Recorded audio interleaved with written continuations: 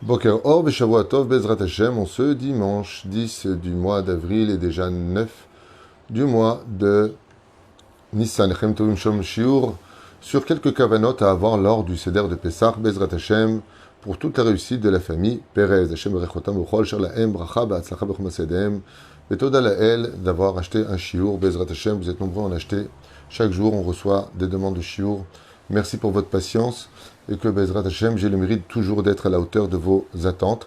Ceci étant, pour ce shiur, c'est un peu spécial car on ne peut pas faire, en tout cas en ce qui me concerne, je ne peux pas faire des shiurs sur les kavanotes de Pessah parce que c'est Internet et que tout le monde peut écouter ces shiurim et que la Kabbale, les kavanotes al Pisson, ne s'enseignent pas en public, mais uniquement de rave à élève, comme on dit, Kabbalah, mais j'en ai de Kabel. Donc je ne peux pas faire ce genre de choses, mais par contre, on pourra expliquer les grandes lignes sur quelques intentions, c'est-à-dire à quoi correspondent plus ou moins certaines mitzvot du Seder, parce qu'en plus de ça, ça pourrait prendre des heures et des heures, parce que les Kavanot, c'est Blissof.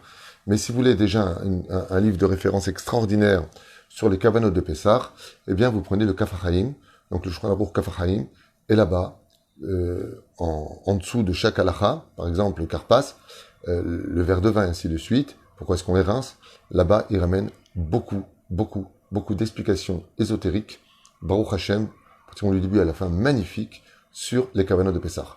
Ce serait un shiur qui durait 10 heures ou 11 heures, donc ce serait impossible à faire, c'est des shiurs de 10, 15, 20 minutes maximum que nous proposons dans certains cas ici. À la fin, sans plus tarder, nous allons expliquer quelques détails. D'abord, les deux premières kavanot à retenir pour le Seder de Pessah sont essentiellement le fait de, petit 1, de sortir de notre Égypte actuelle, de sentir, de ressentir absolument qu'on sort d'Égypte en 2022, de l'ère vulgaire de notre génération, qui va accompagner tout le Seder de Pessah.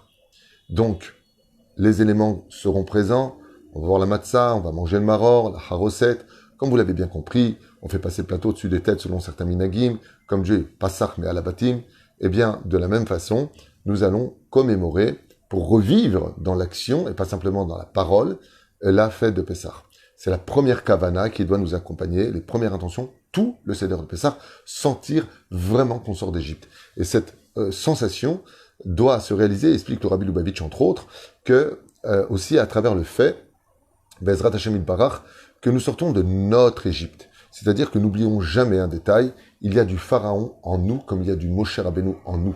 On peut se comporter comme Moshe Rabbeinu dans la vie, mais malheureusement, par manque d'empathie, cruauté, mauvaise parole, humiliation, vulgarité, tout ce qui s'ensuit, on peut aussi se comporter comme du Pharaon. Ça veut dire qu'il ne faut pas oublier que notre cœur est rempli de bien et de mauvais, comme le dit la Gemara dans Brachot, et Tzaratov Yetzerara, et que d'un côté gauche se trouve aussi du Pharaon qui est en nous. Donc il faut fuir ce Pharaon, il faut brûler ce Pharaon, il faut noyer ce Pharaon, comme ça s'est passé avec la mer Rouge, et Bezrat Hashem, sortir de notre Égypte. Dans la Chassidoute, l'Égypte veut dire celui qui s'est limité à un potentiel dans lequel il s'est arrêté. Alors que nous sommes exponentiels, nous avons un potentiel qui s'élargit autant que nous le voudrions. Ça veut dire que ça va dépendre de nous. Et donc, tant qu'on reste dans les metzarim, c'est-à-dire dans les frontières de notre petitesse, eh bien, on est resté d'une certaine façon en Égypte. Pharaon nous a dit, vous êtes des esclaves. Vous n'êtes pas fait pour être autre chose que des esclaves. Et malheureusement, 80% des Hébreux ont cru Pharaon.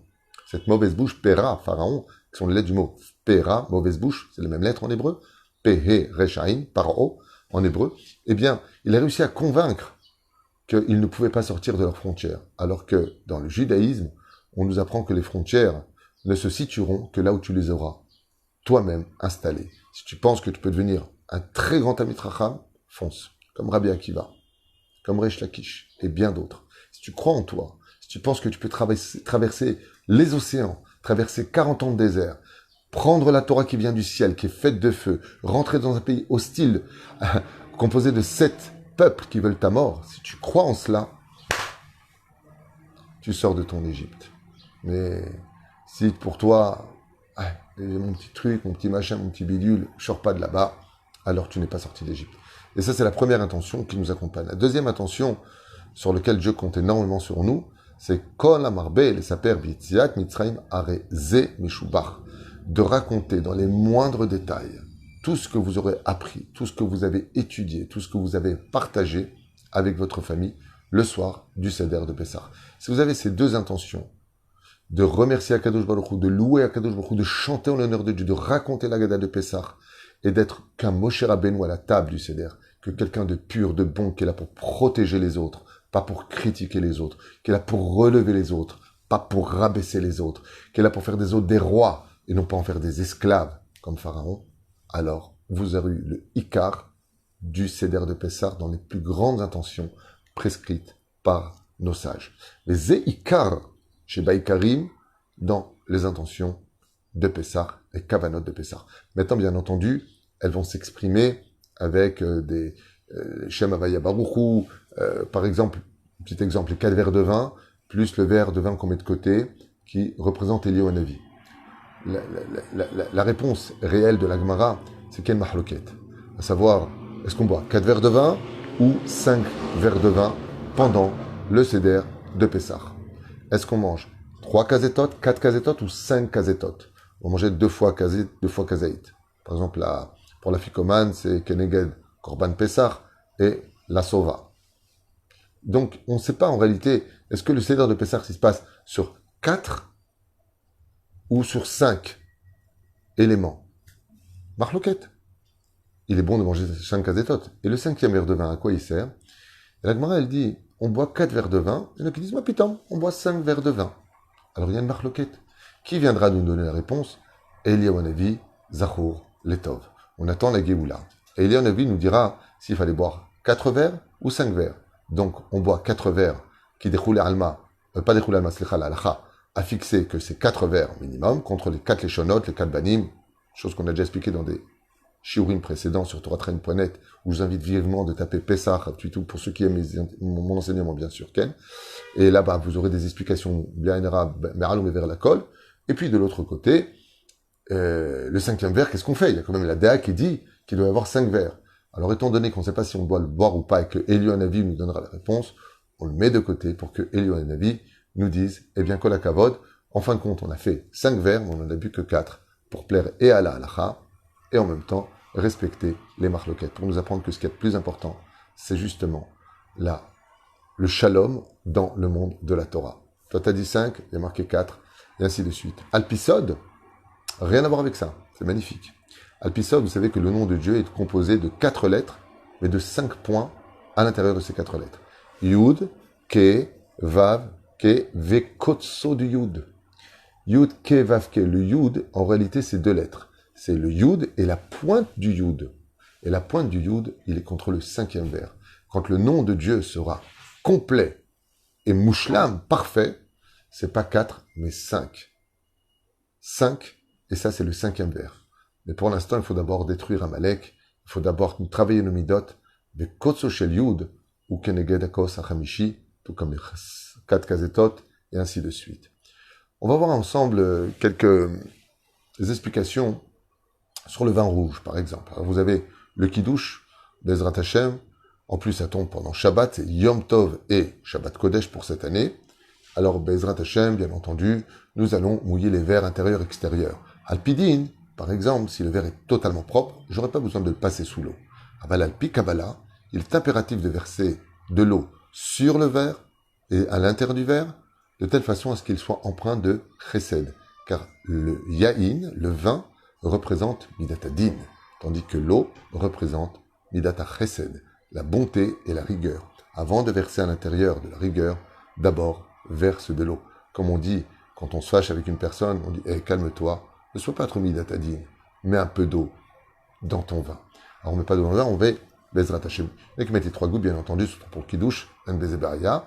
Et Alpisod, ça veut dire que les Kavanot Bezrat Hashem, qu'on adoucisse notre façon d'être, qu'on adoucisse les rigueurs dans les mondes supérieurs, puisque Dieu n'est que l'ombre de nos actions. En agissant sur terre, on provoque aussi que dans le ciel, Dieu agisse plus favorablement envers le peuple d'Israël. Il est impératif de prendre du vin rouge. Je vais ramener ici, Bezrat Hashem, 6 explications pourquoi il faut prendre du vin rouge, comme explique dans Chazon Ovadia, si vous voulez bien les entendre. Comme c'est marqué, Al Tere Yain Ki It Adam. Donc dans Michelet, on nous dit que justement, n'aie pas peur de voir le vin, car il est rouge. Adam, il devient rouge. Ensuite, Remez, deuxième explication, Remez, donc on voit dans Michelet, que le vin doit être de couleur rouge, comme il explique ici. Remez les dames chez Shachat Parao et Yaldé Israël. Pourquoi on prend du vin rouge? Pour ne jamais oublier, car la nature du peuple d'Israël, c'est toujours de pardonner, constamment pardonner à nos ennemis qui veulent jusqu'à aujourd'hui notre mort, et ne pas oublier que Pharaon se trempait dans un bassin rempli de 150 bébés qui étaient tués tous les matins et 150 bébés qui étaient tués tous les soirs, parce qu'il était frappé par la lèpre, et les sages de l'Égypte, enfin les singes plutôt de l'Égypte, avaient dit à Pharaon que le sang des Hébreux était un sang très particulier, et s'il se trempait dans le sang des bébés juifs, il finirait par guérir de sa lèpre. Pharaon avait profité de cette occasion, et tous les jours mouraient 300 enfants, 150 le matin et 150 le soir, vidés de leur sang, dans une cuve, dans une espèce de bassin dans lequel se trempait tous les jours Pharaon et Marchemo Vezechro. Et donc, en souvenir de cela, on n'oublie pas, le vin doit être rouge. Vous savez que quand on manque de sang, si on a un problème de sang, le vin, dans la Gemara de Shabbat, vient nous apprendre que il vient le remplacer. Dam Pesach ou Mila. Pourquoi on prend du vin rouge? Parce que ça vient rappeler les deux mérites des enfants d'Israël, pour lesquels, Baruch Hashem, nous avons pu sortir du pays d'Égypte. Le sang de Pessah, le sang d'abord de la Brit Mila, le sang de Pessah, et le sang de la Brit Mila, il n'est pas blanc, il est rouge. Et le sang du Korban Pessah était rouge, d'où l'importance de prendre du vin rouge. Encore une kavana à avoir, tout simplement en souvenir de la première plaie d'Égypte qui a tué le dieu égyptien, j'ai nommé le Nil, et la reine, le crime, Bezrat Hashem, d'Afka du vin rouge, et surtout pas du vin blanc. Pour quelle raison? Zecher, Bezrat Hashem, la kavana, contre la première plaie d'Égypte, chez Matzilenu qu'on dira en plein milieu du Seder. Cinquième explication, la Tid Lavo, Madoua Adam le Bouchecha. On sait que, à propos du Melech HaMashiach, on attend tous la Géoula, à Pessah si Dieu veut, espérons que ce soit cette année, eh bien, le Mashiach est marqué de lui qui vient avec un habit rouge, donc Remez, le rouge, sur le fait que le Hamor, à ce qui paraît, sera blanc. En tout cas, ses habits, eux, sont de couleur rouge. Donc, en l'honneur du Melech HaMashiach qu'on attend le jour de Pessah. Et ensuite, Remez les Arba, Kosot pour Anuchati d'Akadosh Baruch Hu, les Avi al-Umot Haolam. Et donc, c'est quoi ces 4 verres de vin? C'est que Akadosh Baruch Hu, comme vous le savez tous, à la fin des temps, viendra venger l'honneur d'Israël. Comme le dit le Harizal, il réincarnera toutes les générations dégradantes de l'histoire de l'humanité, que ce soit à l'époque d'Adam Rishon, l'époque du déluge, l'époque de la tour de Babel, l'époque de Sodome et Gomorre, et ainsi de suite, de la Babylonie, de la Perse, de la Grèce. Tous seront réincarnés à l'époque messianique. Toutes ces âmes défectueuses, immorales, qui ont lutté contre Dieu, et Dieu viendra verser sur eux ces 4 coupes de vin, c'est-à-dire 4 coupes de sang, c'est marqué. À la fin des temps, Dieu viendra régler les comptes avec les nations du monde, comme c'est marqué, et donc ces 4 verres de vin, il y a marqué dans nos Chachamim, d'avoir nos Rabbeayom, écoutez bien, Dam, Dieu versera 4 coupes de sang sur eux et 4 coupes de vin pour consoler le peuple d'Israël. Et donc nous, qu'est-ce qu'on fait? Étant donné qu'on parle de Pessah, qui représente la première Géoula de la sortie d'Égypte, face à la Géoula finale qu'on attend tous, eh bien Dieu nous donnera 4 verres de vin pour nous réconforter, car le vin, mais ça meach leva venoch, le vin donne de la joie à l'homme, le vin représentatif de Shalom, trinqué avec l'autre, et ainsi de suite. Akadosh Baruch Hu nous dit, buvez 4 verres de vin, et le vin dont on parle, selon Chazal, doit être de couleur rouge. Voilà plus ou moins des cavanotes qu'on peut partager dans les réseaux sociaux, sans blesser ni raconter des choses dont on n'a pas à dévoiler selon Bezrat Hashem, nos Chachamim. En ce qui concerne le Yachat, je vous rappelle, Ulchat, qu'on doit prononcer, bien entendu, les 14 stations avant de commencer le Seder, on dit Kadesh, Ulchat, Skarpat, Yachat, Magid, Vechoulé, Vechoulé. Il est impératif de les chanter tous ensemble avant de commencer le Seder, parce que les 14 stations, quand on les cite, Chazal nous dit que la Shekhinah descend, Bezrat Hashem, sur tous les foyers juifs pour bénir les enfants d'Israël. Et on expliquera dans le Shurim quelles sont ces fameuses bénédictions où Dieu vient nous bénir, puisque nous sommes jugés sur la tevoua, sur les céréales, les récoltes, pendant cette période de Pessah. À propos du Karpas, comme je l'ai expliqué hier, Bezrat Hashem, faire très attention quand on raconte des choses de bien les raconter. Je m'explique clairement. Le Karpas, vous savez qu'il fait allusion à 2 choses essentielles. Kar, c'est Kaf, Resh, P, Samer. C'est les initiales de Klal, Rishon, P, Sagour. C'est les initiales de Karpas. La fête de Pessah vient réparer toutes les paroles que nous avons dites dans l'année. C'est pour ça que ça s'appelle Pessah, la bouche qui parle. Pharaon, Paro, la mauvaise bouche. Non, une femme invitée ne chante pas, mais elle peut chanter à voix basse si les voix des hommes les couvrent. Sinon, la voix d'une femme en public, c'est comme sa nudité, vous le savez. Bezrat Hashem, donc non. Elle chante pas, mais elle peut chanter un peu plus doucement. Bezrat Hashem. Si, je viens de répondre à cette question-là. Si les hommes chantent plus fort que la femme, elle a le droit de les accompagner avec une voix plus basse. Al-Pi Alacha. Okay? Bezrat Hashem. Le karpas, c'est la première fonction, c'est de faire attention à la bouche. La deuxième, c'est de rappeler tout simplement la tunique de Passim. Car, tunique, passe, les Passim. Que Yaakov a donné à Yosef. Et il y a un rapport de Kavanah très important à savoir ici. Et qu'il faut le retenir vraiment parce qu'à cause de ça, on souffre encore aujourd'hui. C'est où nous a emmené la jalousie des frères de Yosef, le lachon hara qu'ils ont fait sur lui, voire le motzi shemra. Ils l'ont jeté dans le trou. Yosef pleurait. Le Midrash nous dit quelque chose de terrible. Le Midrash nous dit que quand Yosef Hatzadik a été jeté dans le trou, il y avait des scorpions et des serpents, mais il n'y avait pas d'eau. Les frères en mangeaient juste à côté du trou. Et Yosef Hatzadik ne cessait de pleurer. C'est le fameux récipient où il y a de l'eau et du sel. Il pleurait et il hurlait, mes frères, ne me laissez pas, mes frères, j'ai peur, mais remontez-moi, je vous en supplie, j'ai rien fait de mal. Les frères ne l'ont pas entendu. Ils n'ont pas eu de compassion, ils n'ont pas eu de pitié, ils l'ont laissé crever et ils l'ont vendu. À cause de cela, nous sommes descendus esclaves tous en Égypte. Et à cause de cela, jusqu'à aujourd'hui, nous payons le prix de cette haine qui se perpétue de nos jours entre les hommes et les femmes, entre la famille, entre les amis, dans le travail, dans le peuple d'Israël, dans le social, dans le professionnel, dans tout. On perpétue cela. Ce qui fait que si vous voulez entendre une bonne kavana, au moment où vous allez prendre le karpas et le tremper dans l'eau salée, qui rappelle les larmes, pas que de Yosef, Yosef veut dire ajouter, les ossifs. De qui est-ce qu'on parle? Hachem, il te dit, tu vois Yosef, les conséquences qu'ont lieu. À part lui, tu sais qui il y a encore? Il y a toi, il y a lui, il y a l'autre. Est-ce que tu veux pas arrêter de perpétuer cette erreur? Quand t'en as pas mal de faire du mal à l'autre, t'en as pas mal de faire pleurer les autres, t'en as pas marre de dire tout le temps du mal des uns et des autres, t'en as pas marre de perpétuer une haine intérieure parce que tu es colérique, parce que tu te fais tes plans personnels, parce que tu es persuadé que tu as raison. Et les frères, ils étaient 9 à parler entre eux. Ils allaient dire, ouais, regarde Yosef, tu te prends pour un sadique, c'est un rave, ça c'est un bien, ça c'est quelqu'un de bien, ça. Ah, tu vois, t'as vu, ah voilà. Ils se sont montés des plans tout seuls. Il fait des rêves, il se prend pour qui, mais j'ai compris, tu crois que j'ai pas compris son jeu, c'est un manipulateur, c'est un gourou, c'est un ceci, c'est un cela. Les frères se sont trompés. Regardez ce qui est marqué dans la paracha de Vayechi, dernière des 12 parachiotes du livre de Bereshit. Les frères reconnaissent qu'ils ont fait un bide total sur Yosef, et pourtant, ils étaient intelligents, ils étaient religieux, ils étaient investis de Torah et de connaissances. Et ils avaient des preuves pour eux irréfutables que Yosef était un rachat, que Yosef méritait d'être destitué, que Yosef méritait la mort.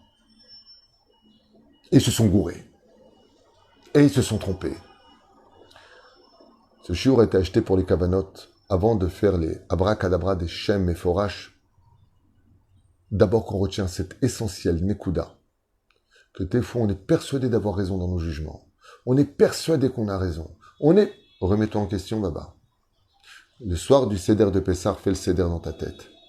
Rappelle-toi que les frères étaient les fils de Yaakov, des tzadikim, gmurim, shifteya, et qu'ils ont fait un bide total. Total. Exactement, entraîné par un Yetzer Hara qui les a amenés dans une imagination de complot intérieur où chacun essayait de. Ne l'oubliez jamais. Combien on parle des uns et des autres. Ouais, de toute façon, celui-là. Mais attends, tu crois que j'ai pas vu? Tu crois que j'ai pas compris? Ne sois pas comme les frères de Yosef. Ça les a fait descendre en Égypte. De riches, ils sont devenus clochards. D'hommes nobles et respectés sont devenus des avadim. Oubliez l'histoire. et au lieu de vivre, on les a souillés, spoliés, massacrés, humiliés. N'oublie pas. Et tout ça à cause de quoi? Parce qu'ils ont trempé la tunique dans les larmes de Yosef. Ce qui fait qu'aujourd'hui, quand on va tremper Bezrat Hashem, ce petit carpas qui doit faire moins de 27 grammes, moins de kazaït impérativement, sinon on rentre dans un problème de bracha harona. Quand on va le tremper dans le sel, la kavana la plus importante, c'est Ve'afta l'ereacha kamocha. N'oubliez pas, quand vous allez prendre ce bout de carpas, souvenez-vous de ce que vous venez d'entendre, et prenez sur vous la mitzvah de Ve'afta l'ereacha kamocha. Ani Hashem. Et tu manges. Zéperusha d'abord. Et si vous me dites, ouais, mais la shrina, elle s'est liée à eux, c'est un autre sujet, j'ai déjà développé ça sur Nos Sages Racontent, j'ai expliqué pourquoi. Et la shrina va le payer. Dans les 10 martyrs, 9 viendront remplacer les 9 frères. Et qui a remplacé Dieu? Réponse du Rama de Pano, Rabbi Akiba. Donc Dieu lui-même participe à cette erreur volontairement, mais va aussi le payer par la mort de Rabbi Akiva. C'est pour ça que Rabbi Akiva, c'est l'élève de Ekev Hashem, le talon de Dieu sur terre. C'est lui qui est venu payer pour Dieu. Car Omer Arama Mipano dans le livre Gilgulé, Neshamot. Bezrat Hashem Idbarach. Je vous rappelle que Ulchatz, on ne fait pas la bracha pendant qu'on fait Netilat Yadayim.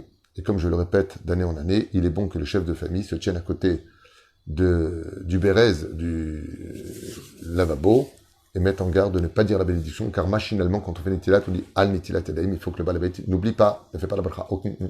Et on ne parle pas entre le Netilat Yadayim jusqu'au moment où on trempera le karpas. On dira la bénédiction de Boréperi Ha-Adama, pensant à sortir aussi bien le karpas que la laitue, c'est-à-dire comment ça s'appelle? J'ai oublié le nom. Le maror. Bezrat Hashem. On avance, Bezrat Hashem, dans le Yahatz. Là aussi, il y a beaucoup de choses à dire sur les kavanot du Yahatz, que j'ai déjà expliqué dans d'autres shiurim, Bezrat Hashem. Et en cela se cache une kavana terrible, c'est que Kiyad al-Kessia Milchama Ba'amalek, il y a un rapport al-Pisod entre Amalek et le fait de casser la matzah.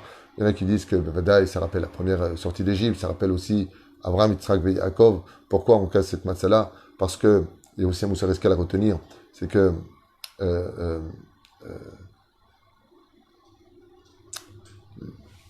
vais dire ça comme ça à toute vitesse. C'est par le mérite de Yitzhak qu'on aura la Géoula finale. Non, Yitzhak. C'est par son mérite à lui qu'on aura la Géoula finale. Pourquoi? Parce qu'il va dire à Akadosh Baruch Hu, vous connaissez tous cette Gemara, je la fais rapidement, mais un petit ridouche sympathique peut-être pour ceux qui ne savent pas, vraiment qui vaut le coup d'être entendu. À la fin des temps, il y a marqué que les enfants d'Israël vont descendre très bas au niveau des fautes. Et que le Créateur du monde va appeler Abraham, il va lui dire, tes enfants affrontés, tue-les. Il va appeler Jacob, tue-les, punis-les. Il va appeler Yitzhak. Et qu'est-ce qu'il va dire Yitzhak?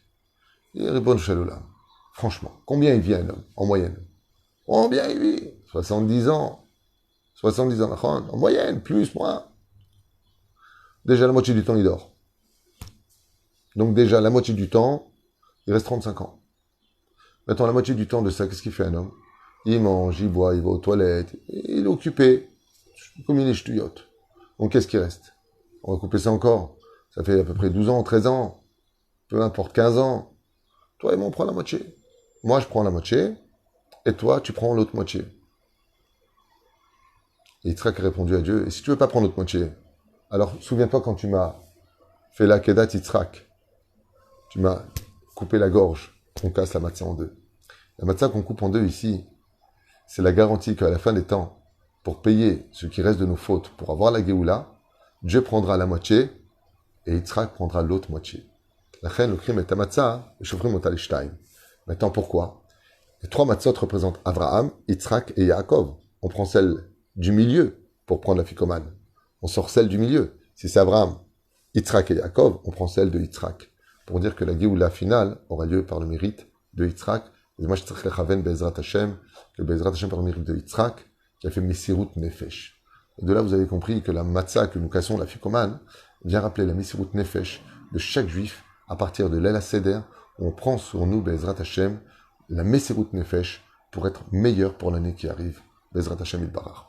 Il y a beaucoup d'autres choses à dire, mais je t'ai fait plein de shiurim sur ça, je voudrais avancer. Maguid, on a déjà dit, Bezrat Hashem, le but de Maguid et Kavanot, il est bon de chanter Magid avec des siman she'ela, c'est-à-dire de le chanter avec des questions pour inciter les enfants, ainsi que toute personne à table, à poser des questions sur le Seder de Pessah. Et comme vous le savez, s'il n'y a pas de questions qui se posent, comme on le dit dans la Gada, At petahlo, alors vous posez des questions, laissez-les trouver des réponses et donnez-leur des teshuvot. Vous leur donnez des teshuvot. Sachez que, au moment même où on commence le Seder de Pessah, si un jour comme ça, comme j'ai expliqué hier pendant Shabbat Kodesh, quelqu'un dit, moi j'aimerais bien faire plaisir à Dieu. Alors sachez que le Leil HaSeder, qui est pour moi la plus belle des fêtes juives, ceci étant, beaucoup de gens vous diront, Pessah c'est une fête très spéciale. Tout le monde le sait et le connaît.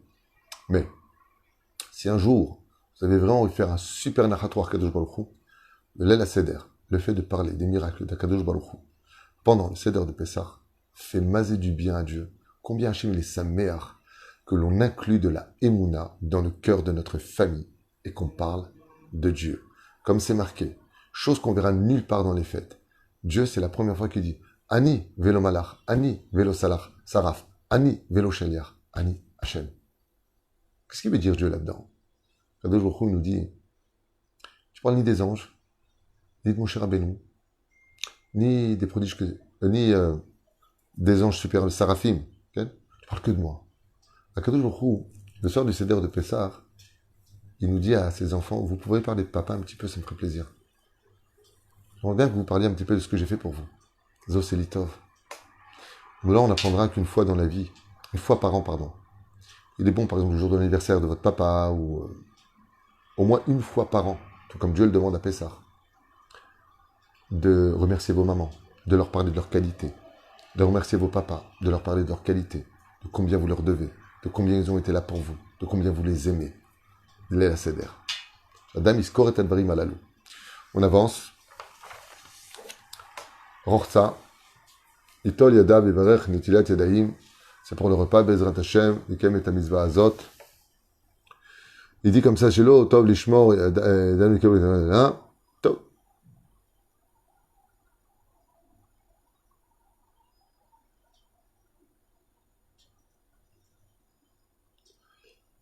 Je ne sais pas si je parle de ça, ce serait un peu trop long, donc je voudrais peut-être les délégaler. Motzi Matzah, Achilat Amatzah, Vetzricha Aseva, donc on les mange du côté gauche pour ressembler bien entendu à des Melachim, à des rois.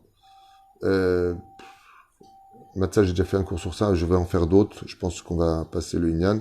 Korer. On va passer directement, donc le Maror, bien entendu, représente l'amertume, comme vous le savez.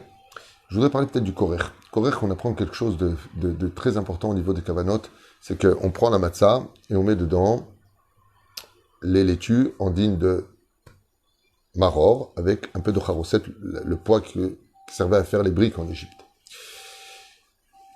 Il y a des minagim où ils prennent la charoset, ils prennent le maror, et dedans ils mettent la matzah, ils font le sandwich à four. Et il y en a qui font, comme on a l'habitude de faire nous, on prend une matzah kazaït, et on met le maror kazaït, un tout petit peu de, pas trop de charoset à l'intérieur. Ça s'appelle korer, c'est-à-dire le sandwich d'Hillel Azaken. Il y a Moussa Eskel extraordinaire à obtenir au Sen Kavana, qui dit comme ça que dans la vie, le maror représente l'amertume, les soucis, les problèmes de la vie. La matzah représente la liberté. Ombrim Rabotenu el Shalom, de là tu apprendras dans la vie que quand tu as des problèmes, ne les expose pas à tout le monde. Expose uniquement à ceux qui t'aiment vraiment et ceux qui peuvent t'aider. C'est-à-dire que vous voyez que le korer, c'est matzah en bas, et au milieu, vous avez le maror. Il est caché à l'intérieur. De là, tu apprends dans la vie que quand tu as des problèmes, ne les expose pas. Arrête de te plaindre. Ça va pas, j'en ai ras-le-bol, je préfère ma vie. Altidag. Ce malheur est entouré de liberté. Les éperouches transportent vers la Géoula. Qu'est-ce que va nous apporter la Géoula? Comme le dit le Rambam, dans le traité de Melachim, 11e chapitre. La Géoula vient rapporter, Be'ezrat Hashem Yitbarach, l'opportunité de pouvoir être débarrassé du joug des nations du monde. Qu'est-ce que tu dois dire, qu'est-ce que tu dois penser, tu fais une maison, tu fais pas une maison, tu construis pas, t'as le droit, t'as pas le droit. Aval Chazal Ombrim, Davar Acher. Le fait, Bezrat Hashem Yitbarach, quoique le Rambam aussi le dit, ceci étant, le fait de vivre la Géoula, ce sera de pouvoir étudier la Torah en toute plénitude. Ya'avducha amin, v'ishtachavulcha le'onim. La reine Bezrat Hashem, Zaïnan Shalakorich. Tu vas manger ton sandwich avec l'amertume au milieu, Tu vas manger, Bezrat Hashem, quand tu manges de la matzah, tu chantes en l'honneur de Dieu. Alkan Adam Evakesh Akadosh Baruch Hu, de minimiser ses problèmes dans la vie pour qu'il puisse être beaucoup plus libre d'étudier la Torah avec moins de soucis, moins de pauvreté et moins de problèmes de Shlom Bayit. Lachen Be'ezrat Hashem Barach, Zainyan Shadam Iskel et Barim Tovim Umtukanim. On va passer à Tsafoun, cette fameuse matzah que nous avons cachée. Omer Hashakadosh Reitim Ibn Aliyah, Shayum Yashrim. Ça, on l'a déjà dit, c'est bien d'embrasser la ficomane, Ezrat Hashem, Yacholoto la Sova, et Tzatzmol, bien entendu. Et vous avez remarqué qu'elle est cachée. Pourquoi elle est cachée? Il y a beaucoup de raisons à cela que j'ai déjà expliqué dans beaucoup de shiurim. Aval, une des raisons principales pour lesquelles on cache la ficomane, c'est pour nous dire que quand tu es dans des problèmes de la vie, n'oublie pas un détail. C'est pas parce que tu ne vois pas la solution qu'elle n'existe pas. Elle est juste cachée.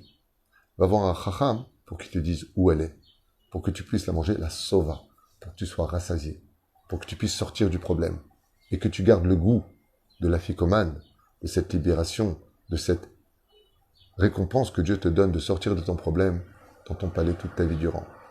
Milkan, altitiaïch minapur anout. Ne te décourage pas des malheurs de la vie, car tout malheur a toujours sa solution. Baruch Adonai l'olam amen, ve amen. Kol tuv ve